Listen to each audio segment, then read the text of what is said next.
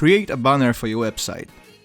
If you offer special deals for your products or services to your customers, it's a good idea to put an information banner at the bottom of the screen. Set the shape width to 100% so that it fits the size of the website.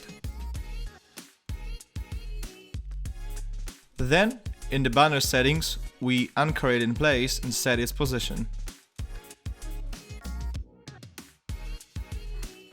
Then, click on Close X and go to Click on Action. Select Hide Elements and select the group which will be hidden. Let's see the preview and check if everything works properly. I click on the X and the banner closes. Great! Thank you for watching this video. Don't forget about our 30% discount on your first website in WebWave Website Builder. Thank you. Until next time.